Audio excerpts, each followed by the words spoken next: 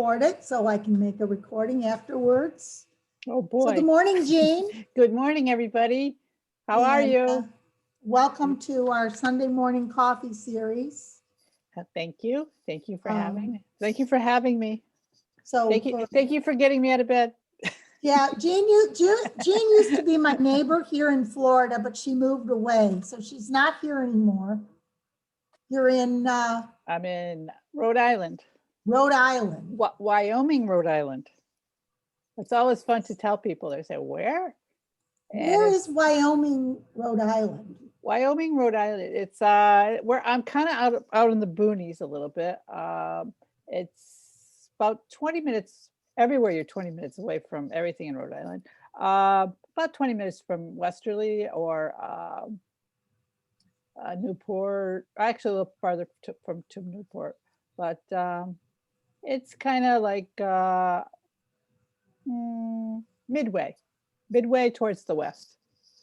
And again, it really does. Areas really do look like Wyoming. I heard it was Wyoming before there was a Wyoming. So again, it's quite old. There's a lot of history here. And it's very pretty. It's very nice. So Jean moved in December, just before COVID started. So in her new home, you've had a lot of time to get settled. Yeah, I'm still doing it. It's a new home. So again, I've never had a new home, and new homes I think are more work sometimes than old homes. Because I always liked old homes. So you try to make it look like an old home.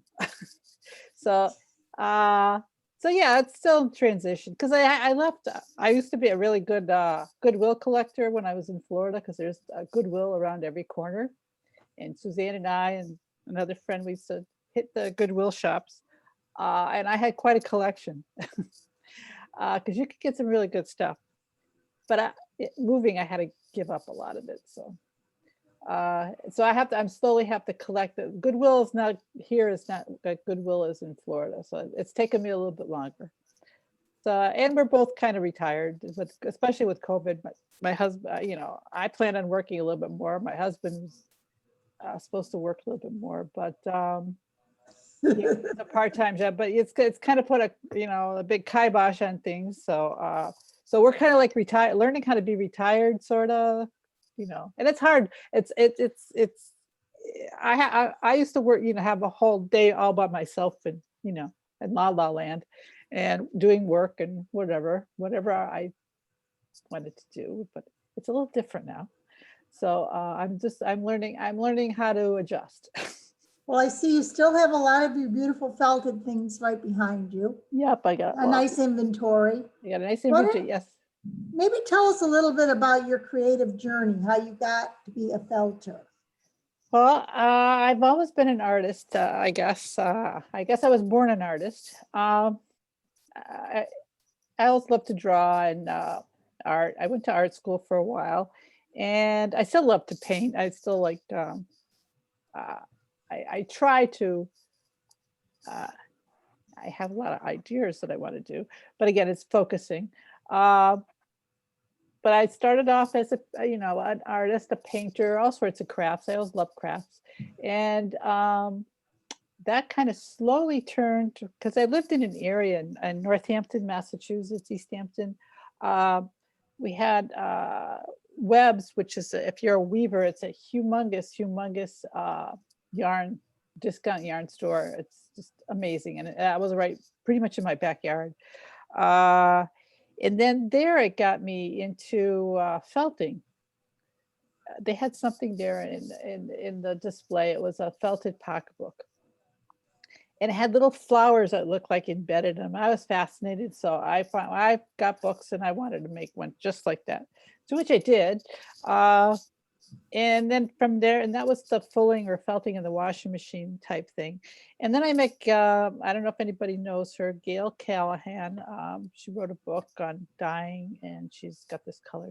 Very, very nice lady. She told me about the New England Felting Supply, which was also in basically the same town that I lived in, and in an old movie theater, which I used to go to the movies at when I was a child. And then so I went there, and it was fascinating because the way she had it set up, it looked like one big paint box full of all different colors of yarn, wool, and silks, and all sorts. Everything was, just it was like eye candy. So it got me into felting. I slowly started learning how to do it. Then I'd go in and visit quite often, and they got me into taking a class.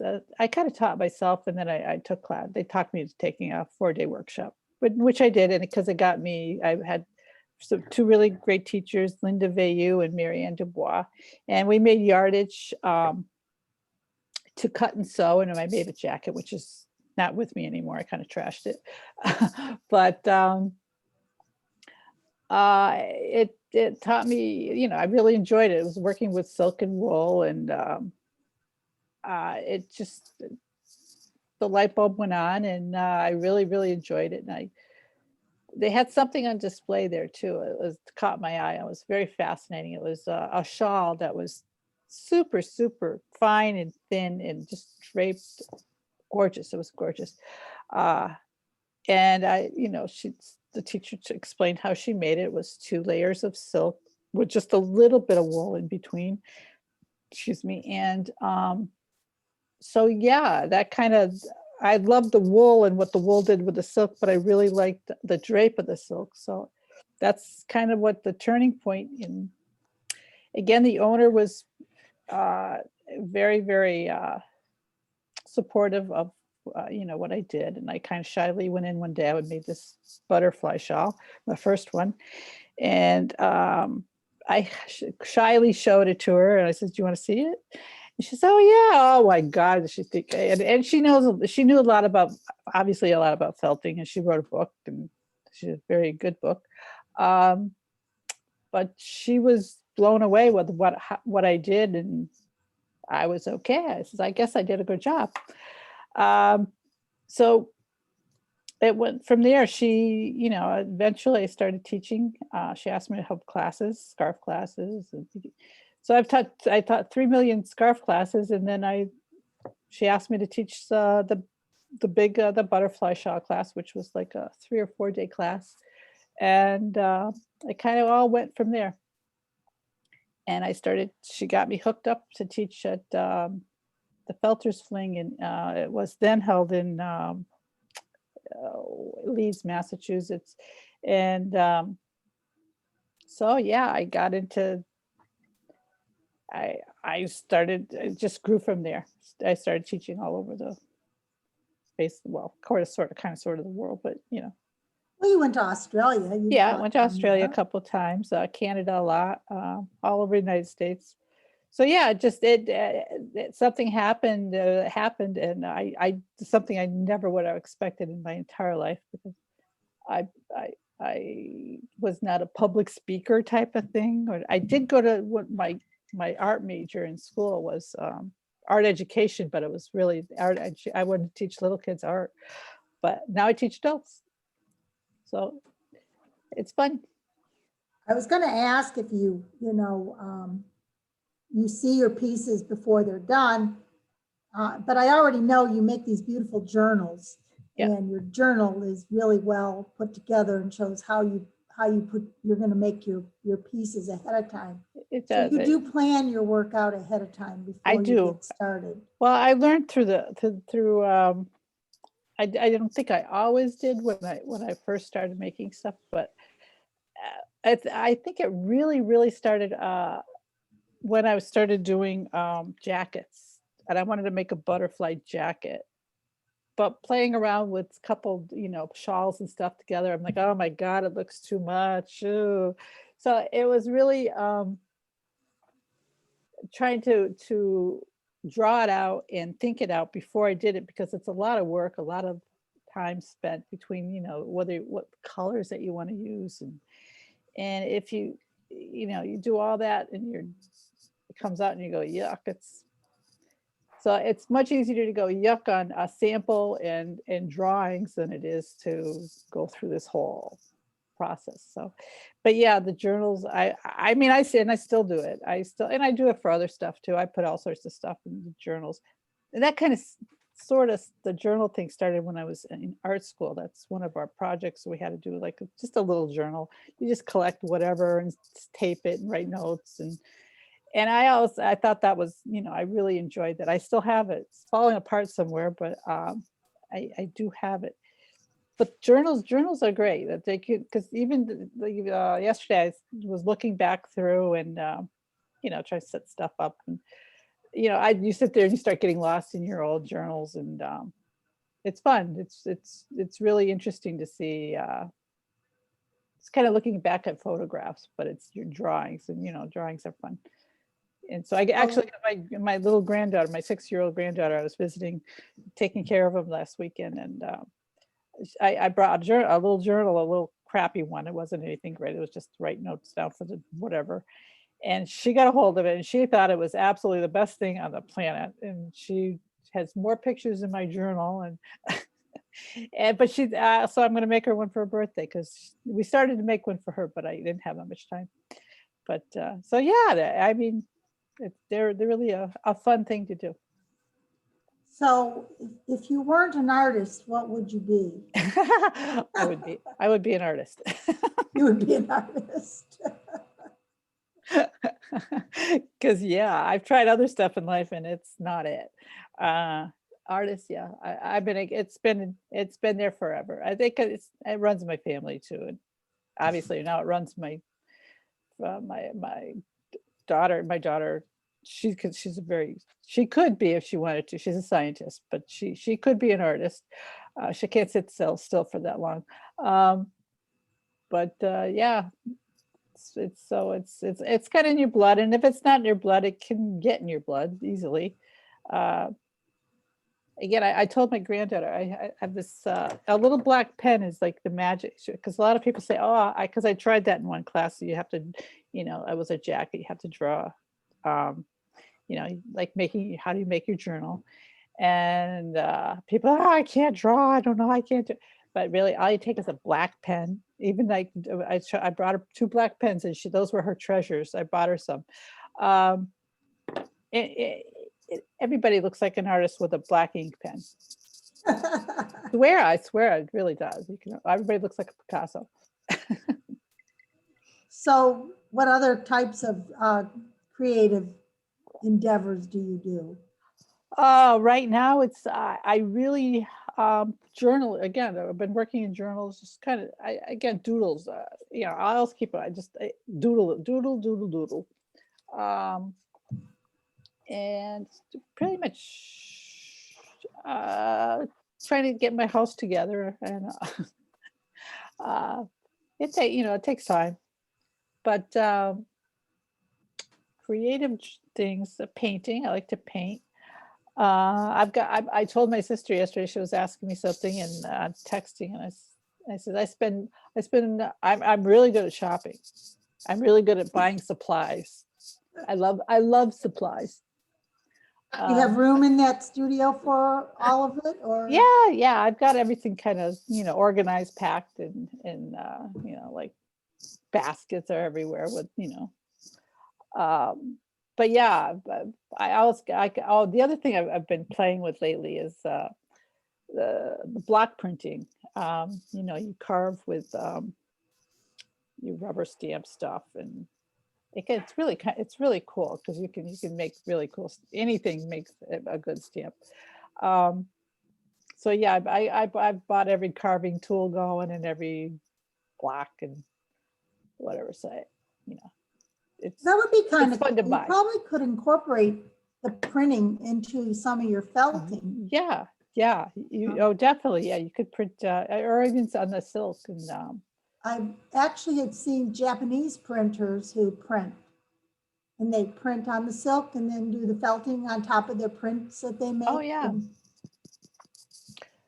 It's fun. It's and it's you just have to make sure you hold the block the right way so you don't cut yourself.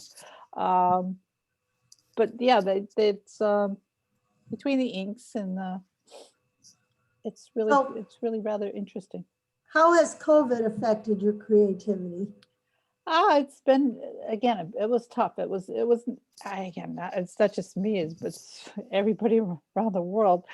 Uh, it took everybody by again, it kind of threw me for a loop. It's not what the whole plan was for the year when we moved.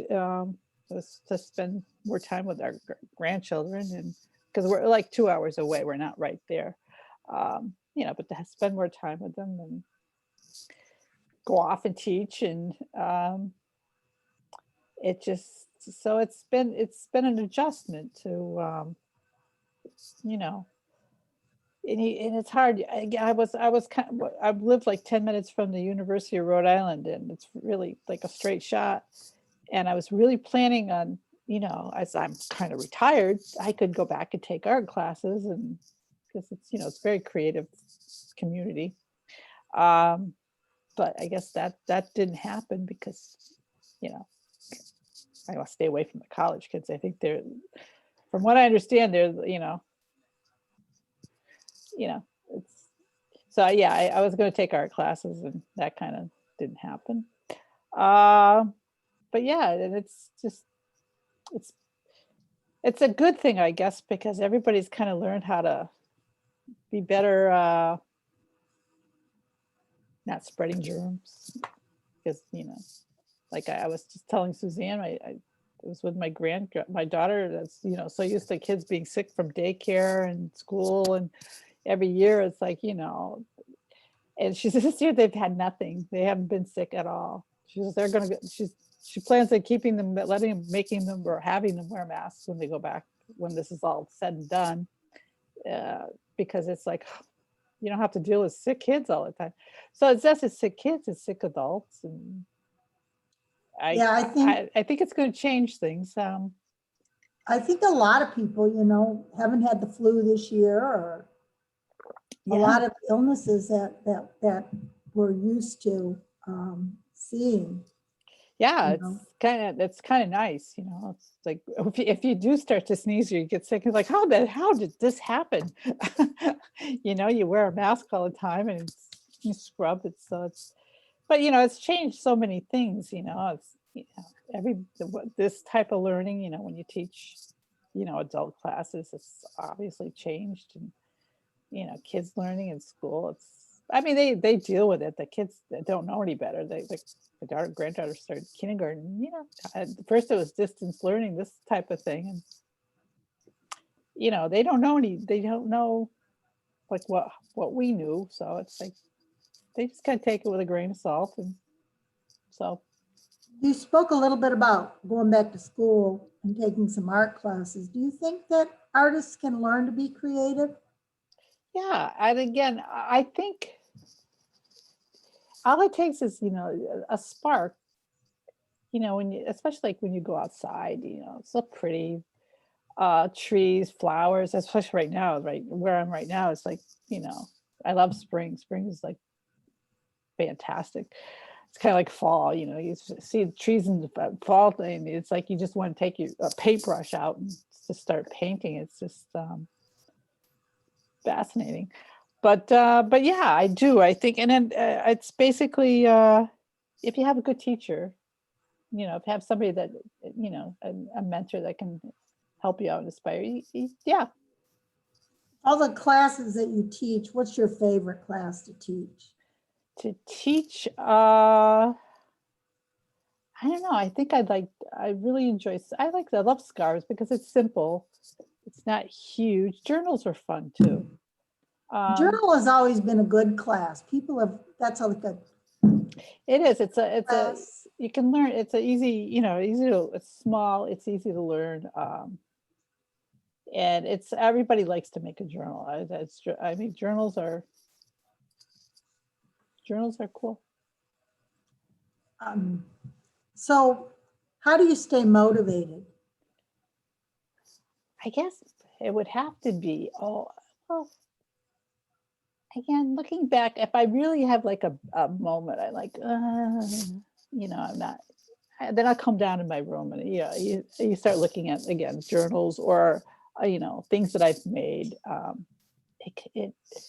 It kind of brings you back to say, oh, I really did a good job, or some things you look and go, oh my God. But but yeah, I going back and looking at your stuff that you made, it kind of sparks that gets, or that's one really good thing to if you're kind of not, can't figure out what you want to do or trying to get inspiration is Pinterest or Pinterest. I'm not sure how you say it. Going on there, oh my God, I could sit there all day and put pins in that,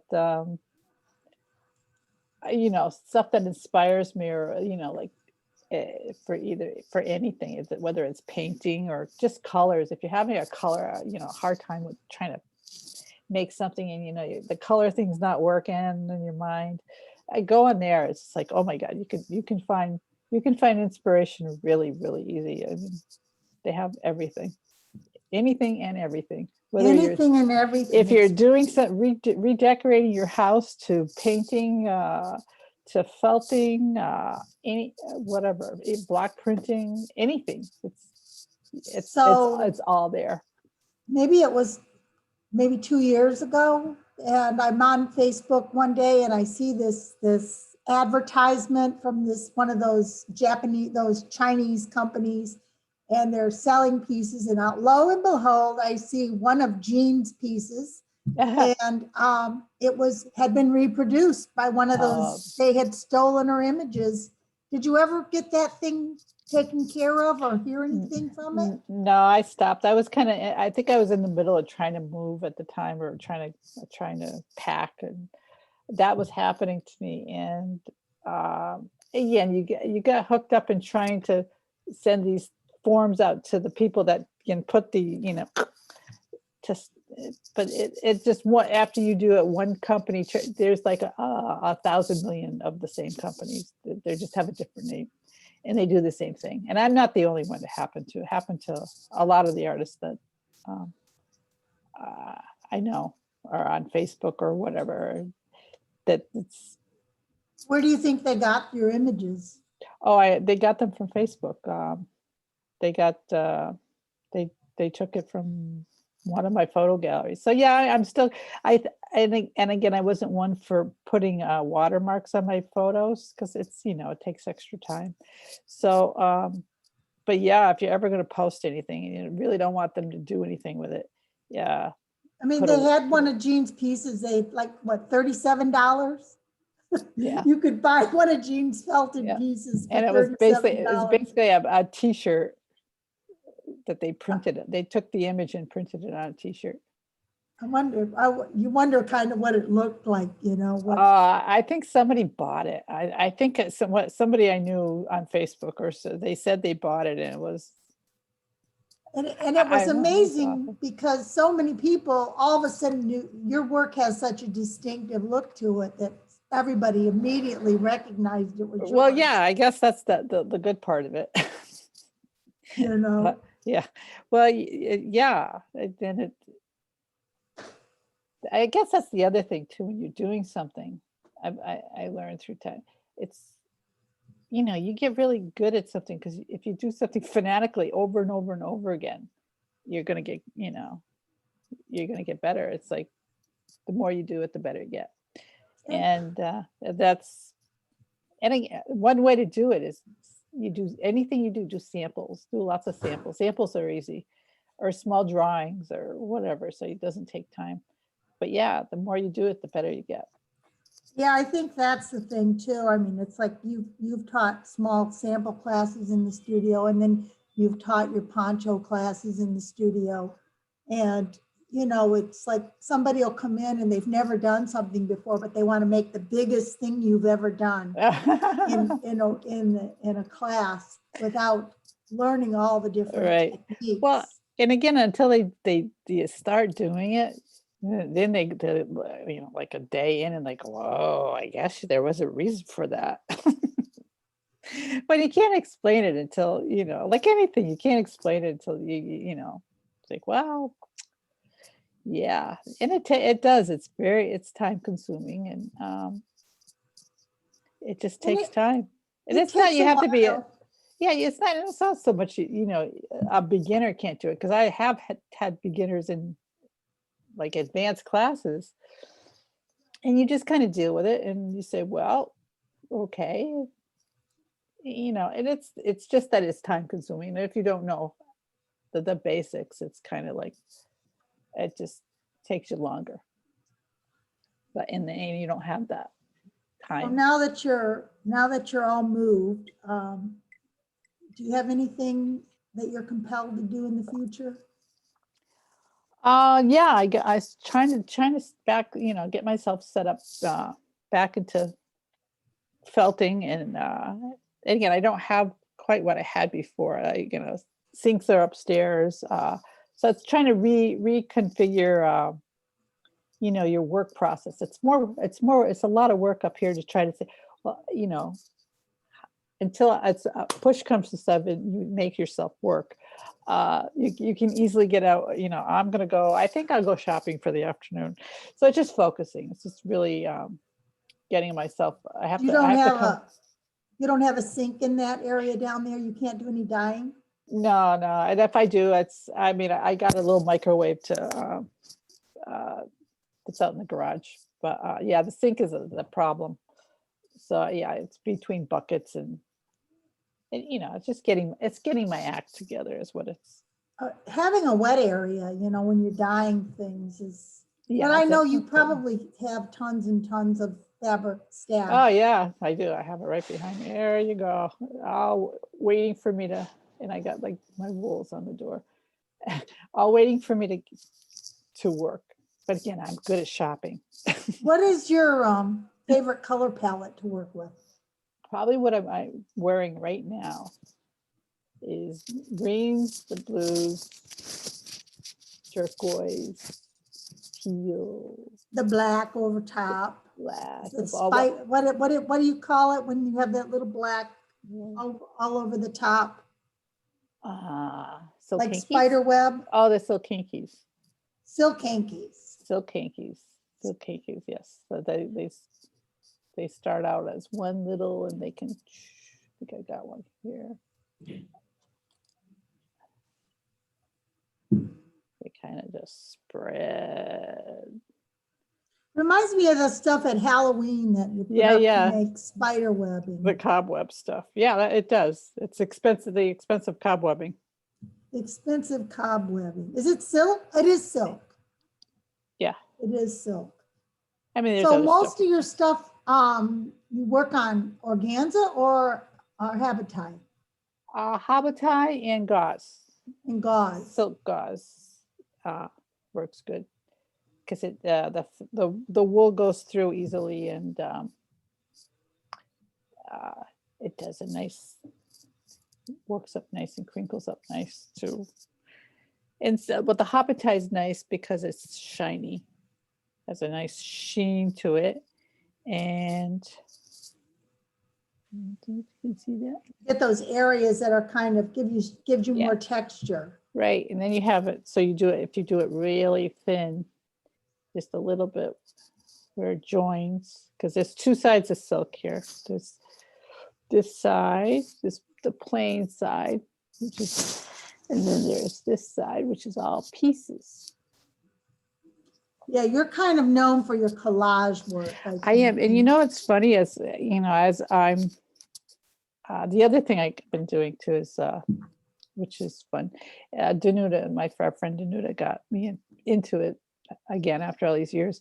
And it's collaging too. It's decoupage. Like decoupage, you put pictures and images together, and then I kind of paint on top of the images. And so, but collaging, I guess, is my thing, because collaging is what I do when I make stuff. It's all collaging pieces together, and it's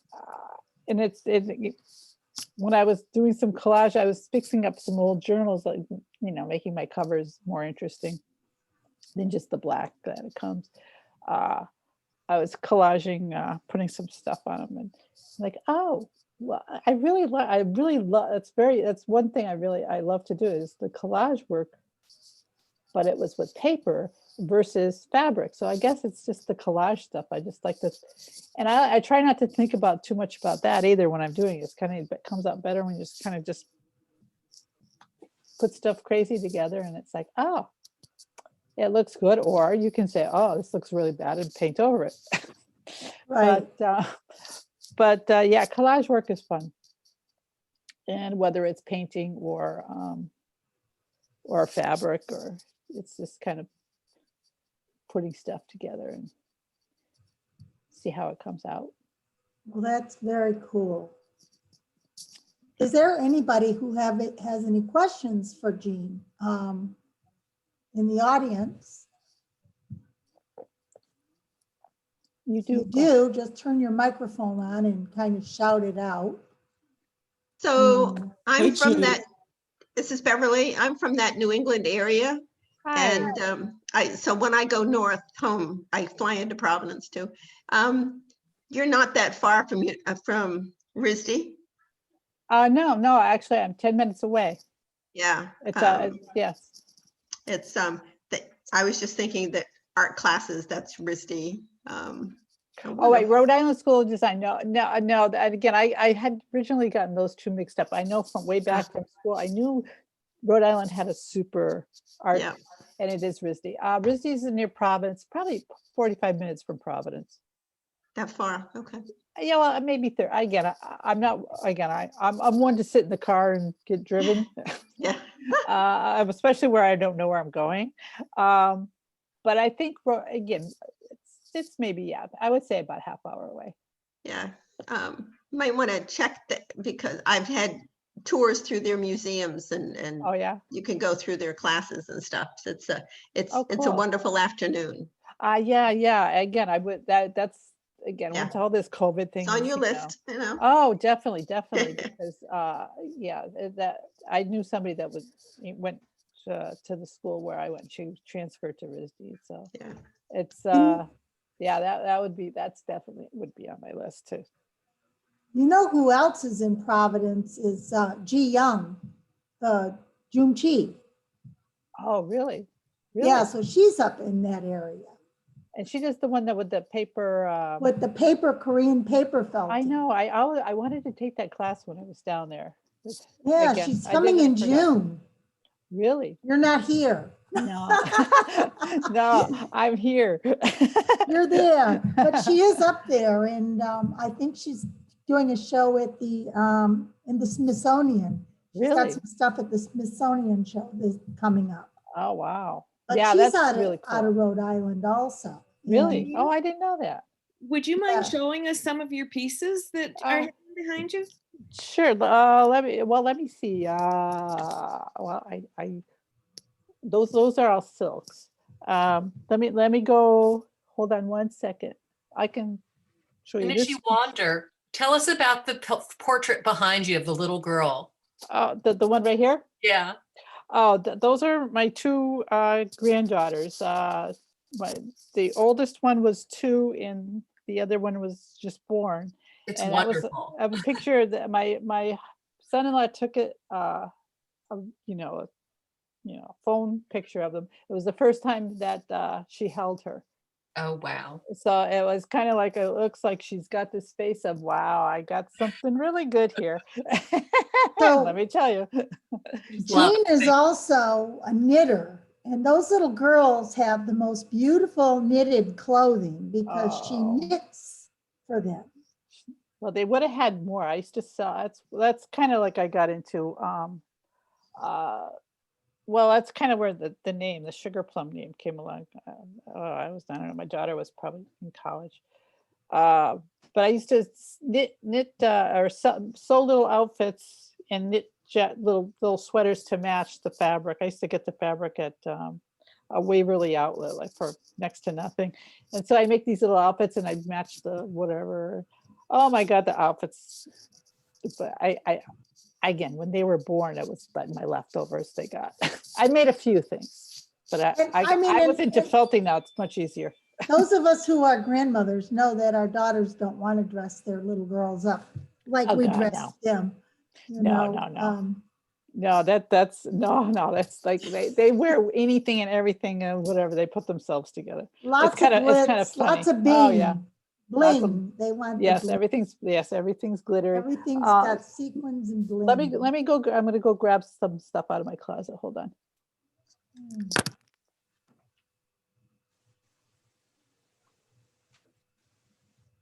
have lots and lots of bling. I don't know.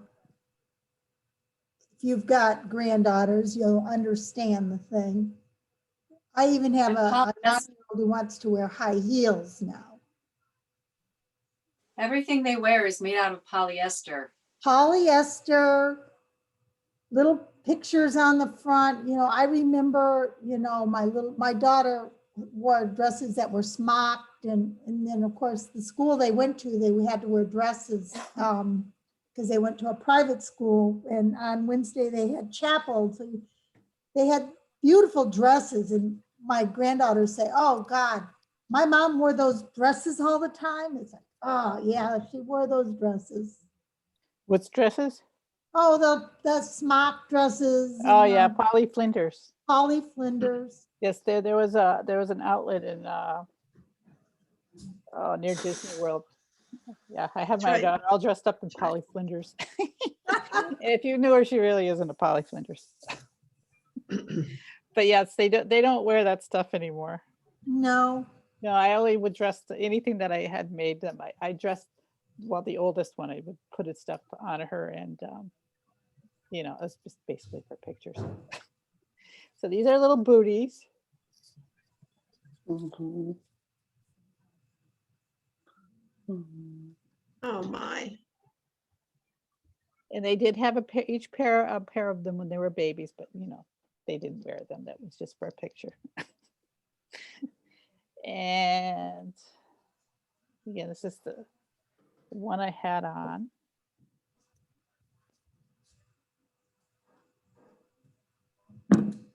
And a lot of stuff is butterfly themed. It's kind of my thing.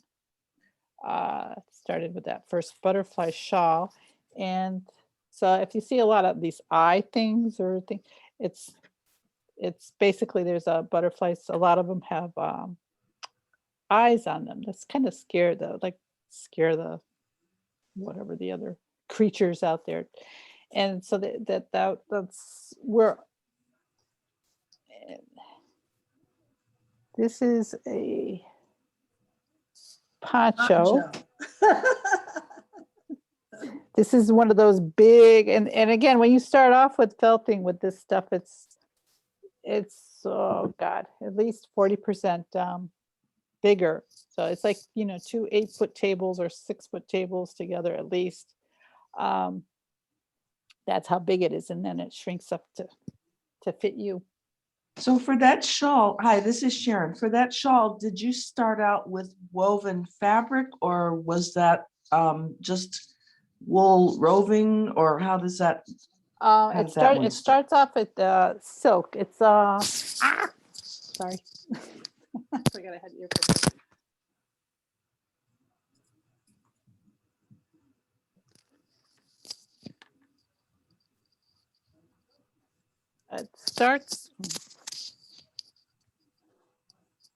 It starts, can you hear me? Or did I? Yes. Put it out? Okay. It starts out with a fabric, actually 2 layers of fabric. There's Now, do you dye the fabric? I sometimes, this one in particular, I don't think I did. I think that was Okay. from a friend, but sometimes I do. Again, that's I'll dye it. But if I really want something that I know is not going to run, it's not going to, I'll buy it from either commercially done, or there's a couple Treetop Harmonies that she has stuff. She does a lot of stuff, and she has somebody do it for her. But yeah, it's much easier to but dyeing is fun too. So yeah, so this is a poncho. I'm gonna take my thing out, so maybe. And it really does take a huge table to do that. That's why when we have that class, we have to have, it's a smaller class so that everybody has a large enough workspace. Yeah, it's big. And I mean, you can do it with a smaller table, but it's a lot of plastic and rolling and scrolling it up. This is sorry for the mess. This is a vest. Oh, Mm. Is that a vest? This is a vest. And these are all seamless too. Jean does she makes these seamless, so. Oh, that's beautiful. Oh my God. You can kind of see she's got her own unique style, and I think that's why we all knew it was hers. That's beautiful. It's gorgeous. gorgeous. So that, Wow. there's a butterfly thing going on in there. Yeah. Yeah, I'll show you two. Again, when I get messy, I get really messy.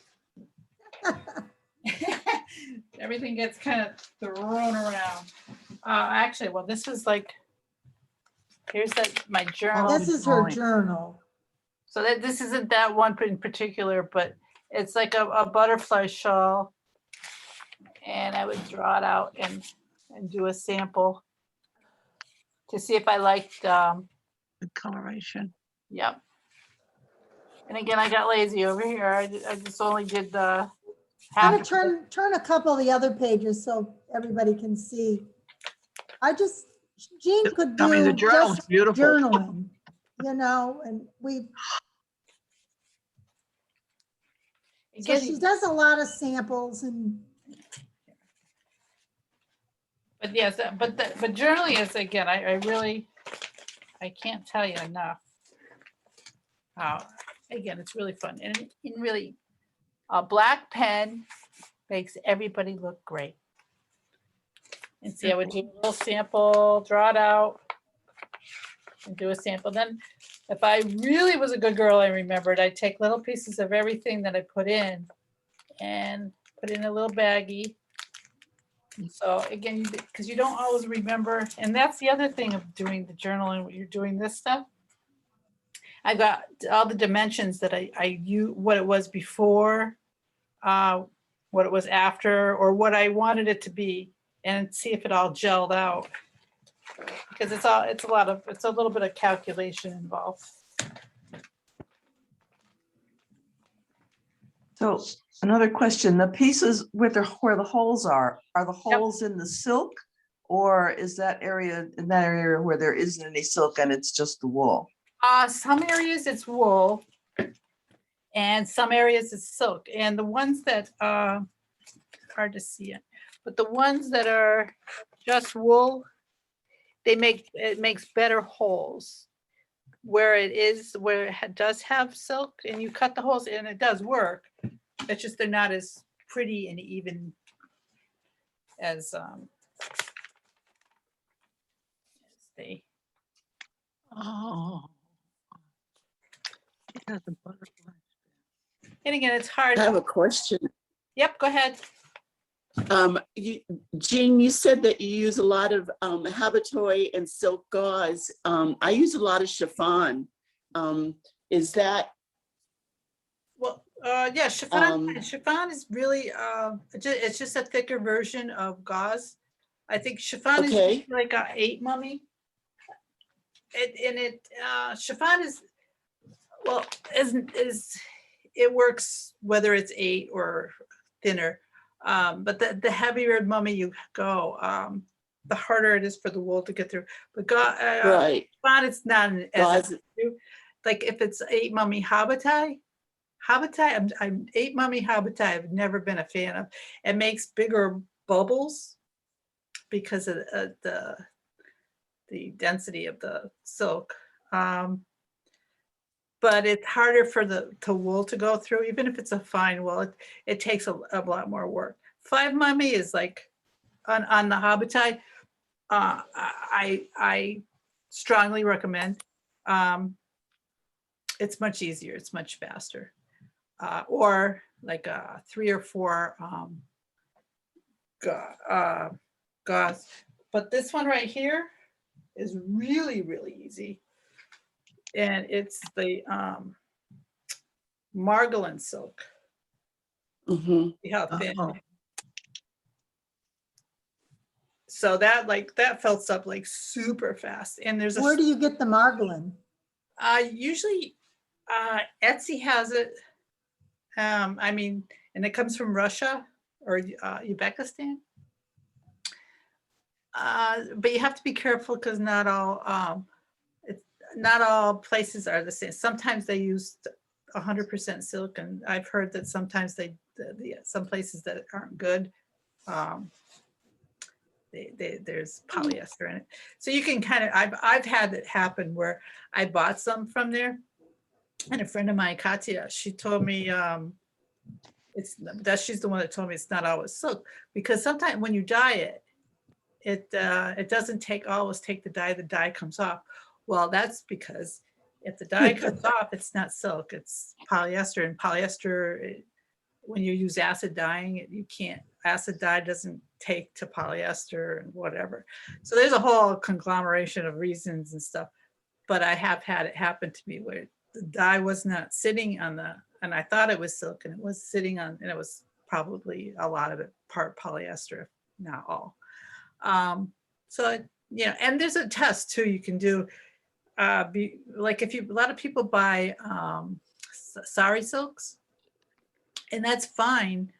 And I've used them before, but I've had friends that didn't happen to be, but I have friends that were made a whole jacket and didn't realize till the end it wasn't silk, it was polyester. And just polyester felt differently than silk. Not that it won't work, but to test it before you use it, you just do a little burn test. And if it burns to ash, it's silk. And if it turns like crunchy plastic, it's polyester. So it's always good to test your silk. Just take a little piece and do it like a little burn test, because if you spend a lot of time making a big jacket or a shawl or whatever, I kind of want to use the nice stuff. I do anyway. But yeah, it's always good to test your fabric, because you just never quite know, especially when you buy online, on these eBay or wherever, or Etsy, you never know. So it's good to. Can I ask a question? Can I ask a question? On the scarf that you were wearing, can you show it and describe a little bit of how you did it? Yep. So this is what I was wearing. So this part right here, even though there's different colors to it, it was, actually you can see it was a print I had bought from online from China, and it just basically takes, a little bit longer. It takes like 3 weeks to get this. But anyways, this is pretty much one piece. And then on this side, so I laid the one piece down, and then I laid very thin little bits of wool. As long as the wool is going and it's connecting this way, it will connect. And oops. So then I would collage, and I would make different pieces. And I use some black lines, but that would be wool. And then I had threw my eye in there. And so if I'm collage, so now just remember on this side right here, this is all one piece. So that also started out, it was like a safety net. So if I had a piece of wool underneath, a piece of silk underneath, and put just a little bit of wool, I wouldn't have holes. I don't know. So but it also made it so I could go really light, and I have, it wouldn't be like a stiff piece of wool. It would be like, it would keep the drape of the silk. But how do you collage it? You put other silk on top? No, it would be just the silk on the bottom, a little bit of wool, and then the collaging on top. And where you see right here, that's another one of those eyes. And that's just a tiny bit of wool that's in a circle. And sometimes I'll put little bits of novelty yarns. Let me grab some here.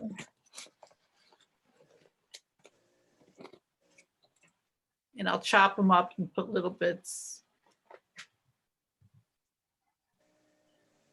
just to give it a little bit of different stuff in there, but as long as there's some wool in there, it will trap. And then the strings of silk. Good thing I have all these things right in front of me.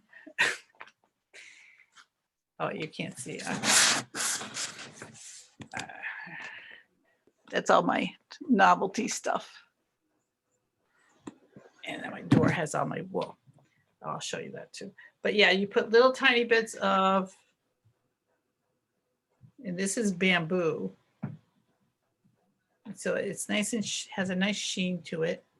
And silk has a nice sheen to it. And so therefore, sorry.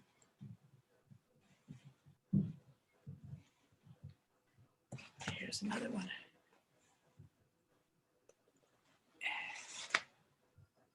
And see So are you hand rolling all this, or are you using the sander at all?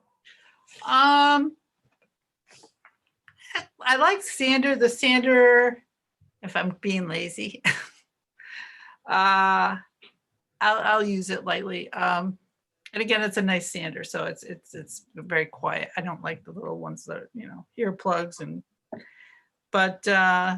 sometimes I'll roll. If I'm teaching a class, if I'm making something before I teach a class, I will definitely roll. So I know how long, if people are rolling, I have to know, so I can write in my journal how long it took to roll it, or if I use the sanders, could be faster, or I can do it. And again, I haven't really done it here because, I've a washing machine and dryer that's on top of each other, stackable. So it's like, well, I just want to make sure the dryer doesn't fall off, which it shouldn't, but it's like my luck, it probably would. But yeah, sometimes you can take it in the dryer, not to dry, you just have it on air, and you wrap it all in plastic and let it bounce around, and it kind of does. So I'll do any, it all depends on the purpose, the means to an end, I guess, is which is the fastest way, or less mess. So yeah. And what else do I have here? When are you teaching again at the Fibre studio? October.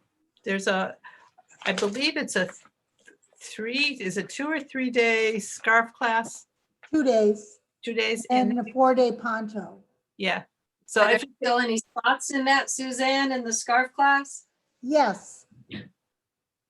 We have some people that registered for it when Jean was going to come before, so I think they're still coming. And then some new people coming. It'll give us an opportunity for her to come back and visit with us too. Yes, I know. I'll be Miss Social Butterfly.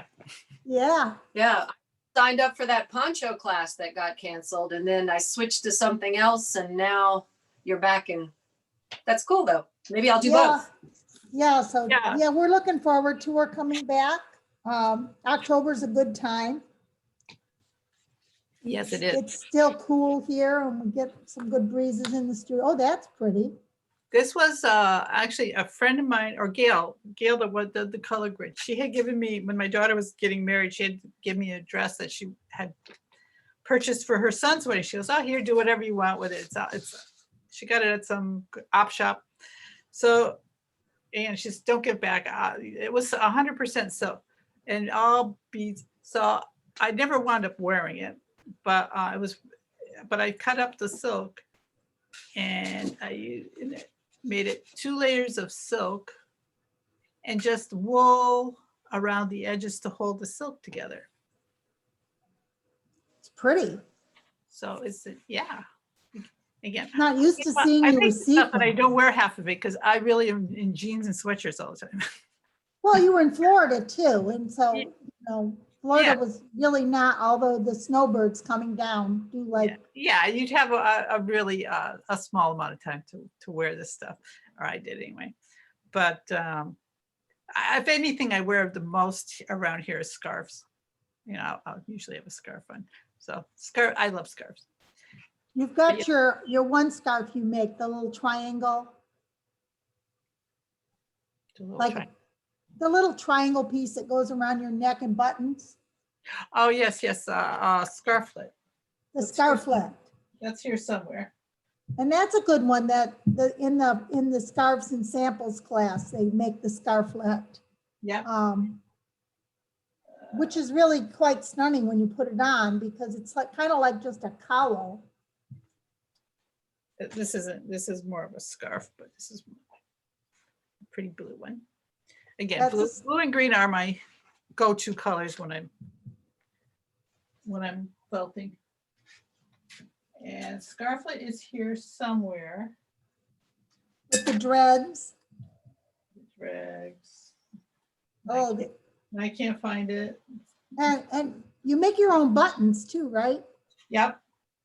Well, I get blanks from somewhere on eBay, and then I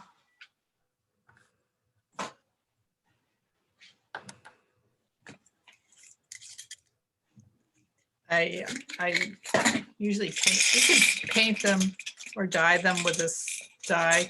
I think it's called Color Hue.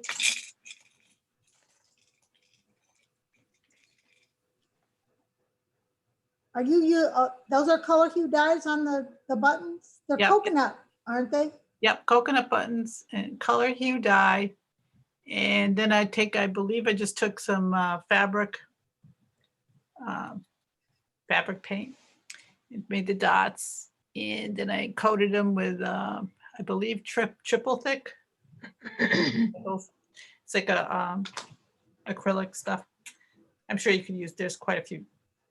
You could use Mod Podge too, or.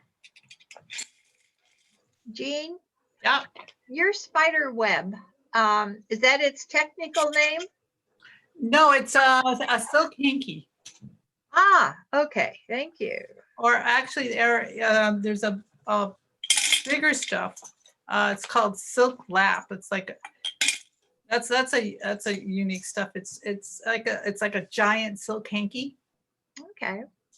And it's actually not that expensive. There's a place online on Etsy that sells it. If you just look up silk lap, it comes up.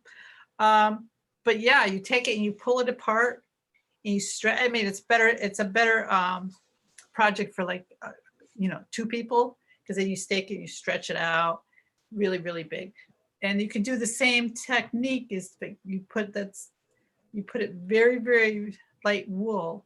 And then you can put another piece of silk hanky on top and stretch it out and treat it just like the silk wool silk thing that I do.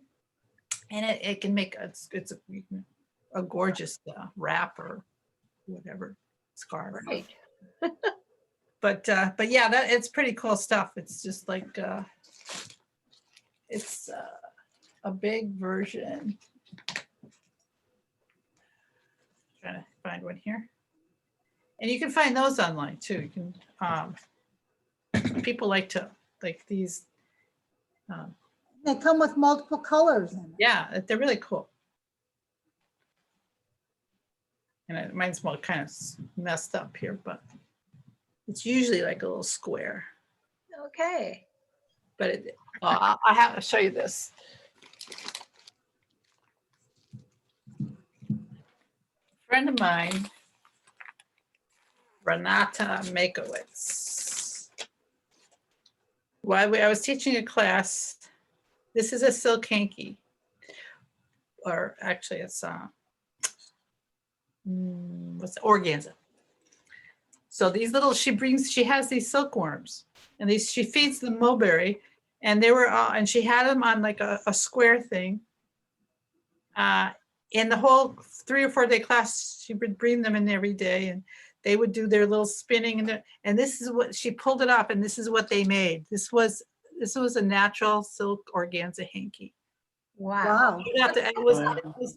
And they'll do it to anything. She said they'll do it if you have a wine bottle, they'll go up the wine bottle. She said it's absolutely fascinating.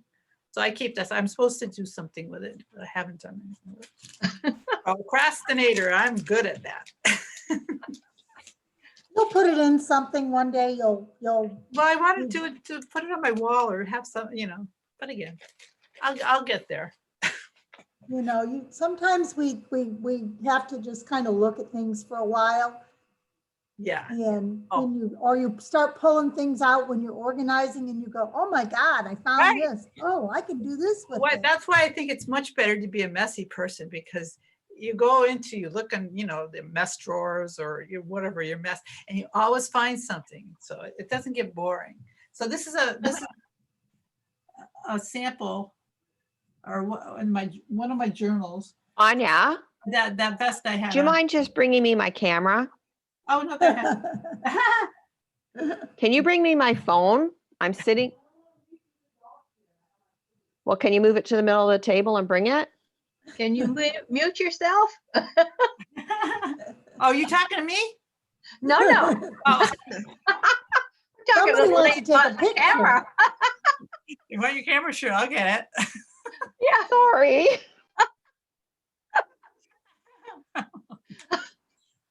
That's one thing in my class. You always get a good chuckle. So now you're framing them. Well, I did this. Yeah, sometimes I do. That's kind of cool, But I think this is just a copy I printed off of my printer. Well, a lot of times, it's kind of cool to see how a piece progresses from a thought being on the table. Yeah. And, I think that's a good way of looking at it and putting it all together and pre-planning.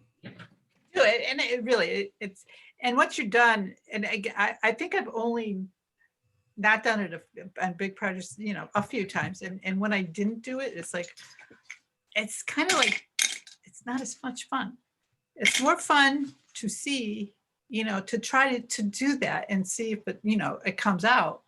And it's a good guide too. It really is a good guide.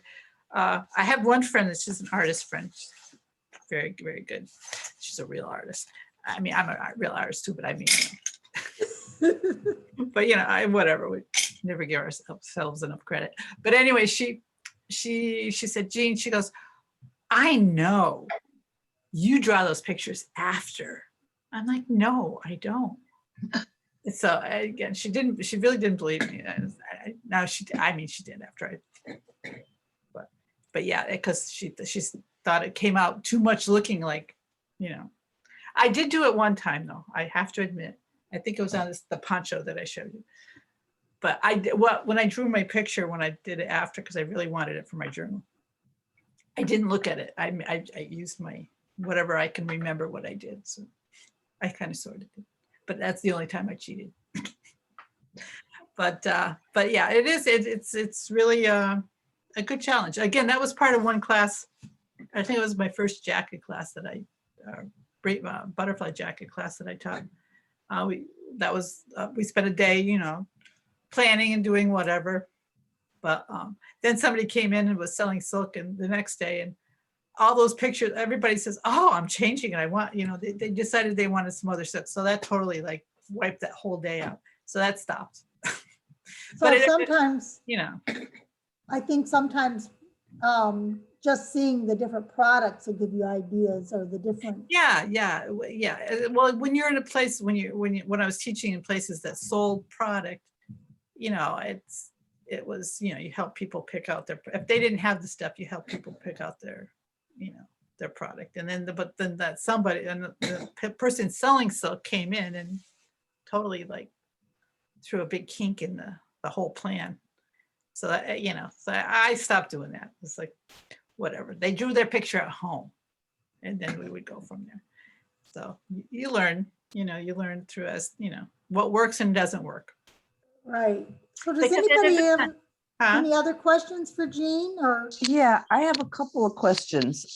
You walked us through a little bit your journey, but I didn't hear any dates. How long have you been doing this? Felting, I think it's around 10 or 11 years. Again, I always go back. I forget exactly until I go back on pictures or whatever, or Facebook will tell me how long it's been. But I believe it's about at least 10 years. And you said there was somebody who had written a book that was really influential to you. What was that name? That's Books. it. Chris White is the author, and it's yeah. Uniquely Felt, I believe. Okay. But yeah. And then you said there was somebody named Gail or Gail Callahan or Callan or. Yep, Gail Callahan, and this is what she, and again, she's on Etsy. She's under the Kangaroo Dyer. This is what These are great. These are color grids. Oh, yeah. And if you take, and this is very, very helpful for people that have, you know, trying to figure out what colors, you know, because and I believe like Home Depot and those places are everything, all the paint stuff. There's a main color, which is usually about 80%. Then a little bit of another color, maybe 10%, but it goes for a pop color. So if you use 80% of the main color and like 10 or 20% of the pop, and let's see how it goes.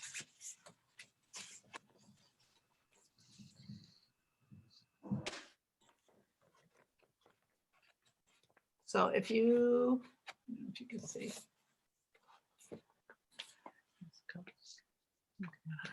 Light is funky. Well, the pop colors would be the ones over in the square, right, on the side. Yeah. Yeah, because I've got some of these in the studio. Yeah. And I think they're applicable to just about any type of dye work that you do if you have a hard time picking colors. So yeah, this is the 80%, and this is like your 10 to 20%. So if you have mostly these colors and you just use a little bit of that color, this is your pop color. And this thing takes it around, and it goes to all the different colors. Yeah, it's a pretty good tool. Yeah, And you got that grid from the Kangaroo Dyer? Yes. They're like I believe they're like Okay. That would be really good in a lot of different art. I mean, that'd be great in quilting or, you know, in all kinds of art. Yeah. It's just a different spin on the color wheel. Right. That's exactly it. Just makes it a little bit different, a little bit easier to maneuver. I think she's got other ones out now, like wedding one, you know. But it does keep it in case, you know. I love what you were saying about Pinterest. There's something called design seeds on Pinterest. Really? And design seeds will show you, you were talking about the color cards at Home Depot where you get the gradients and the different boxes. With design seeds will show you 4 or 5 different colors together. So let's say you wanted a seascape, and in design seeds, it would show you all the different colors that make up the seascape. And it's a really powerful tool when designing work. It's called design seeds. I'm pretty sure that's what it's called, and it's on Pinterest. Well, that's cool. I'll look that up, 'cause that does sound good. But Adobe has Adobe Color, Uh-huh. which is really great also. Adobe Color? Uh-huh. And it's free. All you have to do is register Adobe. And the other one is Design Seed.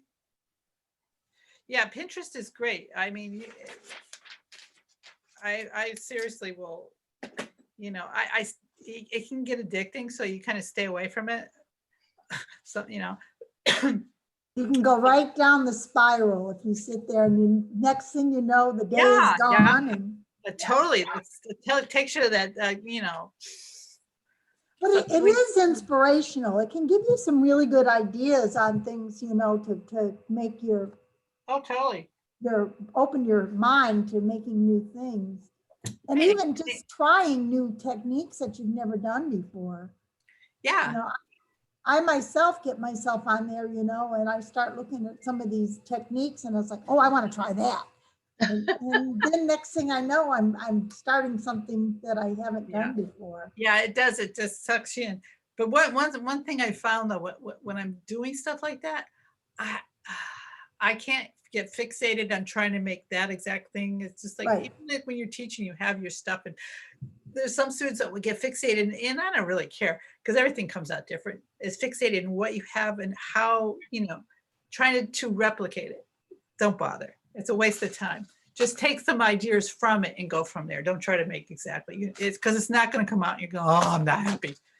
So it's best to take a little bit of it and change it up. Yeah, I don't think we've ever had anybody that wasn't really thrilled when they left with their work. No, everybody's usually pretty happy. I mean, again, I can't tell you how many classes I take, and it's like I'm so not good at just taking the class. It's like I do better when I'm all by myself and kind of go off on my own. Otherwise, you're missing all your stuff from home, and either that you go with that like 10 tons of stuff because you want all your stuff. So yeah, I'm not the greatest student, and I never listen to the teacher. I always do it my own way. Right. I took your class 3 years ago, and it was the best thing. I remember. You and Suzanne were awesome. Oh, yes, it was awesome. Thank you. Yeah, it was. It taught me a lot. And it's hard. You try to get as much info in as if time allows. Well, and where her studio is, that's not bad either. Right on the water. Oh yeah, I can take that. That's totally yeah. So Jean, do you have a website, and are you on like Instagram? I'm not on Instagram. Facebook is just me. I think there is a Sugar Plum thing on Facebook, but I haven't put anything in there. I do have a website. Again, it's not totally updated. Haven't been on there for a while, but it's sugarplumoriginals.co, not .com. It's just .co. And I think there's a few on Pinterest. There's some pages, or my Pinterest stuff has my stuff that I posted. And I do know there's other people that have taken class or whatever, have put, stuff that they like of what I did. So I'm kind of like all over the, you'll find me somewhere. Just plug in my Jean Calgary. You'll come up with stuff. Okay, but if we want to get in touch with you, you don't have like a newsletter or any of that kind of thing? No, you can message me through Facebook or again, my email is again sugarplumoriginals@gmail.com. Okay, thanks. So, Jean, this is the book you were talking about. Again, I'm only seeing like 3 or 4 people. I'm not seeing everybody. I don't know. If I touch anything, it's going to go crazy. So I'm afraid. So, well, yes, it is. I do see you. Yes. Okay. Yes. Yeah. It's she's got, if you ever want to know anything about wool, about the different types of wool, it's known for being like a Bible of. Right. That's what I was just thinking. It's about an inch thick. What's that? I said it's about an inch thick. Yeah, it is. I mean, she's got so much information in there. And again, picture, she made it like, it was probably 10 years ago. It was right when I started really felting was, she's been out for a while. So yeah, pictures and stuff is getting dated, but the information is still the same. It's just really, if you want to know anything about felting, that's pretty much out of all the books. And I mean, I don't have all of them. There's a lot of newer ones. I haven't bought any for a while, but out of all of them, I would say, if I want to know anything, I'll go back to that book and check it out. So yeah, it's good. Any more questions? Well, if anybody, we'll see if there's one more call to see if anybody has any questions. If not, we will let Jean go to get back to her Sunday, and everybody else. Anybody else? Thank you. Welcome. Thanks, Mike. Thank you. Thank you. And very we'll much. see everybody next week. Bye. Bye. Bye-bye. Nice seeing you.